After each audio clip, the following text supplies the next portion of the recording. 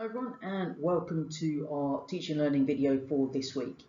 What we're going to be doing is having a look at another one in our questioning series, and today we're having a look at how we can raise the challenge in our questioning technique.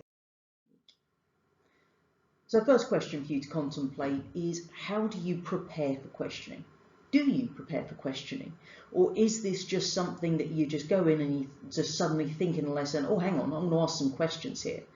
Did you do any preparation? Did you plan a list of questions beforehand? It's an interesting one because obviously the more experienced you are, the less you probably feel like you need to plan your questions. But there is real benefit to doing so.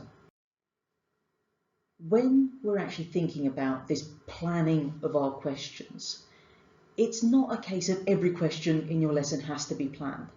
Of course, teaching is reactive. We're going to be seeing what the students are saying, what they're doing, and that might mean that we have to come up with questions on the spot. But when it comes to some of those real key questions, we probably should be giving a little bit of time in advance of the lesson to actually plan how we're going to get there. And the reason that we do this is it actually gives us the chance then to structure our questions from the real basic entry level. Kind of think about it, that first rung on the ladder, the ones that they can get their foot on really easily, and they tend to be pretty straightforward closed questions. And we're going to work up, increasing the challenge at each step until we can get to that final challenging open question. Now, jumping straight to that final question can mean this whole thing falls very flat, because it may actually be that little bit too far for them just to launch straight into. So if we can actually think about how we can structure these questions, giving them little incremental steps in their knowledge and understanding as we go, that means when we get to that top question, more of them are going to be able to access it. The way we do it is we start at the end. It might seem like a strange thing to say, but we need to know the challenging idea we want our students to grasp by the end of the question activity before we can plan it.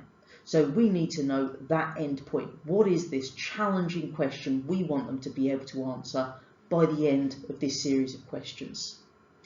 Once we've got that end point, we then need to start working backwards. We're coming back down those rungs of the ladder, thinking about what we need them to grasp to be able to get there. So we're thinking about some of these much easier closed questions that we can put in so that the class are building up their knowledge and they're then able to access that last one. So let's have a look at an example. We're going to science this time. So our target question that we're hoping they're all going to get to by the end: how are enzyme controlled reactions affected by higher temperatures? So we need to start with those simple, closed, easy to access questions. They're our entry level questions, if you like. I'm going to start off with very simple. What are enzymes made of? Simple word answer: proteins. What do they do? Speed up chemical reactions. What two-word term do we use to describe enzymes? Biological catalyst. What is the active site? Where the substrate fits. They're all pretty straightforward recall questions that they should be able to access easily. We're then going to throw in some links to their prior learning. So what happens if we increase the temperature of particles? That's dipping into a little bit of their chemistry knowledge as well, that those particles are going to be moving faster because they've gained energy. Now, how does increasing the temperature change the rate of reaction? Well, the higher the temperature, the more energy, so the faster the rate of reaction. Again, bringing in some of those ideas from their chemistry course into their biology side in this case. Once we've got those links and they're starting to tie together a few different areas of the actual curriculum in their minds, we can tie it all together to get us to that final question. How does this higher temperature change the motion of the enzyme and the substrate molecules? We're now not just talking generic particles, we're bringing it into our specific question. What's more likely to happen as a result of this? We're giving them a little bit more of an open question here. What happens to the rate if we keep increasing the temperature?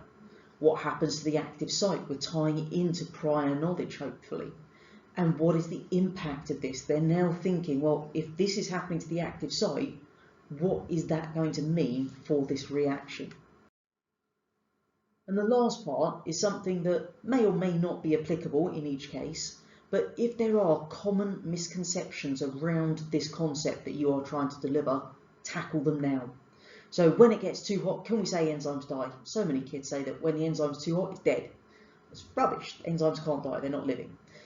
And then they've obviously got the why not and what is the correct explanation for what happens when they get too hot.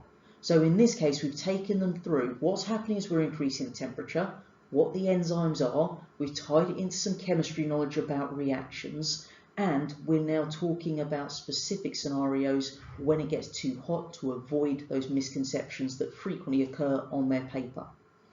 We've taken them through it a little bit at a time, one little step on that ladder at a time, and finally we can get them to tackle that main end question, our goal at the end. We could get them just to write a written response to that first question we had in mind before all of this questioning. And in theory, they should be able to do it. So give it a try. Think of just a couple of questions in your lesson, are those real key concepts, and scaffold it. Take it right the way back to the basics and think about what questions you're going to ask to build it up. Think about misconceptions that may exist and what we can actually do to address those at this point before giving them the challenging question to finish it. Don't forget to leave your initials in the comment section so that you can be entered into the draw for the department goodies each term. And of course, if you have any further comments you'd like to make to share with the whole group and any discussion about this idea, then please feel free to leave a longer comment as well.